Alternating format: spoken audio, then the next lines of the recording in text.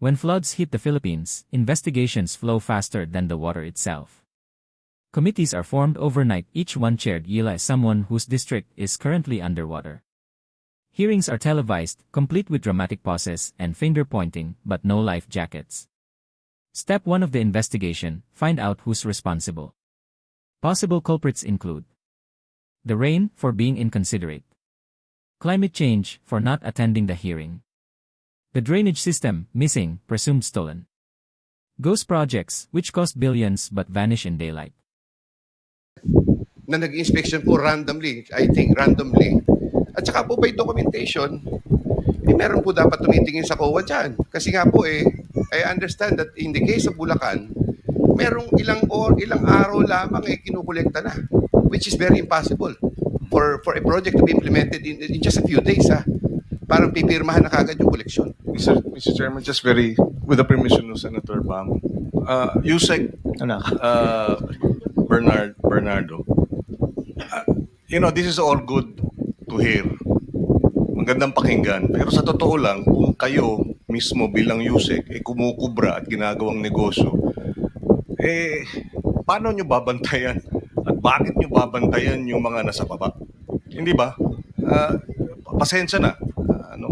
Siguro kung tinututukan ninyo yung trabaho ninyo at hindi itong nakikipagnegosyo sa iba pang mga kasangkot sa sindikato, baka hindi na mangyayari yung mga nangyayari sa district level. Whether it's 150, whether it's 200, whether it's 250, if you're doing your job and not making money out of it, di ba? Ba't ka magtataka pa na ginagawa ng mga nasa baba? Sorry, but I just have to put that on record. Thank you. Let me yield to Senator De La Rosa. Go ahead. Step 2. Submit a report no one reads, except for the journalists who need new adjectives for shocking.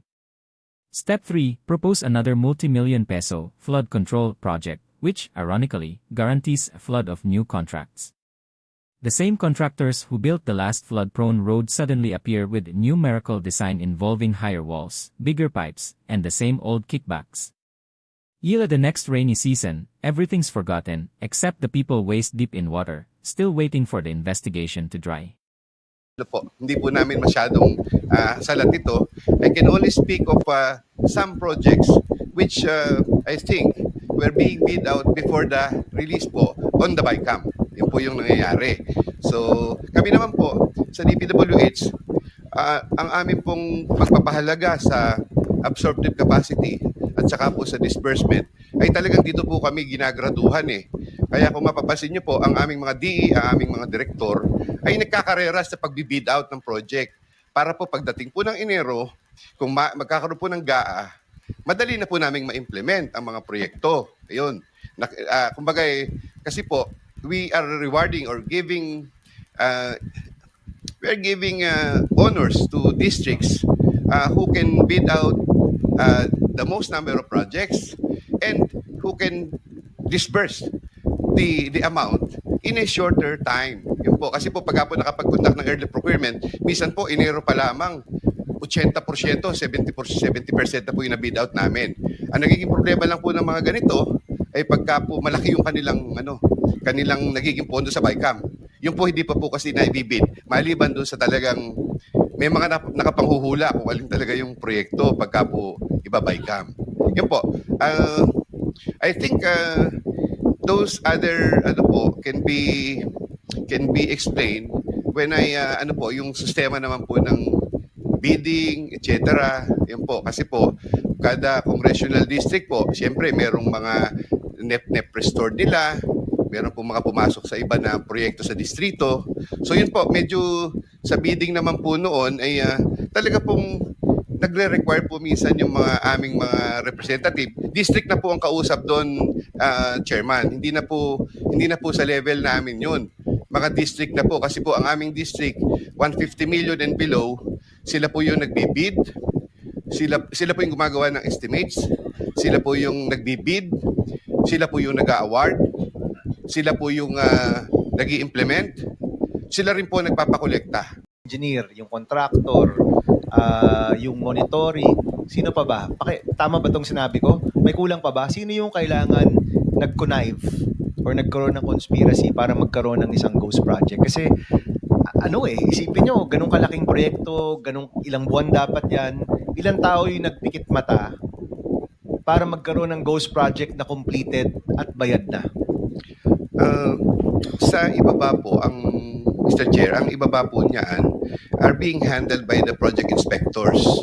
So may project inspector pa po yan. Meron po yan. Okay. Yung pong project inspector and then the project engineer, they maintain logbook.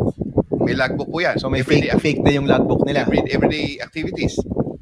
At the same time, yung project engineers po na yon, meron po siyang materials engineer ng district. So materials engineer, Meron po project yung materials engineer. engineer, project engineer. May materials testing laboratory po yan. Pagka po, Iba pa yun.